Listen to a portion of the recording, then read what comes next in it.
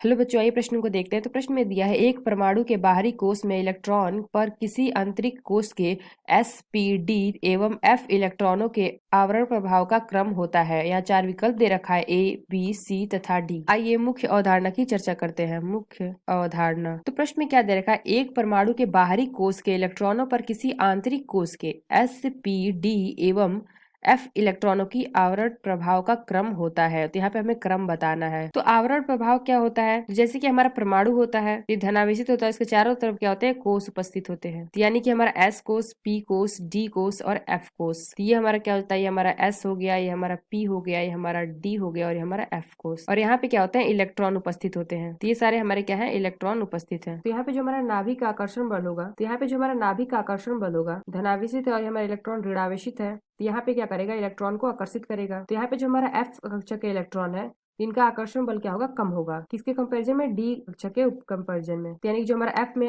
नाभिक का आकर्षण बल होगा, ये कम होगा किससे, D की कंपैरिजन में। इसी प्रकार जो हमारा D होगा, ये हमारा कम होगा P कक्षक से, और जो हमारा P में होगा इलेक्ट्रॉन उपस्थिति, हमारा कम होगा किससे, S से। यानी कि सबसे अधिक आकर्षण बल किसमें लगाएगा, S को। यहाँ पे जो आकर्षण बल में कमी आ रही है, ये किसकी वजह से आ रही है, क्योंकि यहाँ पे जो हमारा SPD है, क्या है, पूरे तरह से नाभिक को ढके हुए हैं, इसलिए हमारा क्या हो रहा है कि F पे आकर्षण बल कम लग रहा है। यह जो हमारा गुण है, यही हमारा क्या कहलाता है, आवरण प्रभाव। तो आवरण प्रभाव की वजह से क्या होता है, जो हमारा F कक्षक में आकर्षण बल क्या होता है, कम लगता है। तो हम क्या कह सकते हैं कि आवरण प्रभाव समानुपाती होगा नाभिक की कोश से दूरी। यानी कि हमने क्या देखा, जो हमारा नाभिक से क्या है, F हमारा दूर है, इसलिए यहाँ पे क्या रहा है, आकर्षण बल कम लग रहा है। तो सबसे अधिक आवरण प्रभाव किस पे लगेगा, F पे लगेगा, और फिर किस में लगेगा, D पे लगेगा, और उसके बाद किस पे लगेगा, P पे, और उसके बाद किस पे लगेगा, S पे। यानी कि सबसे कम आवरण प्रभाव किस पे लगेगा, S कोश में लगेगा। तो ये हमारा क्या आ गया, घटता क्रम, यानी कि आवरण प्रभाव का घटता क्रम। यानी कि यहाँ पे हमने क्या देखा, F कोश में, तो यहाँ पे हमने क्या देखा, F कोश में उपस्थित इलेक्ट्रॉनों पे क्या होगा, आवरण प्रभाव ज्यादा लगेगा।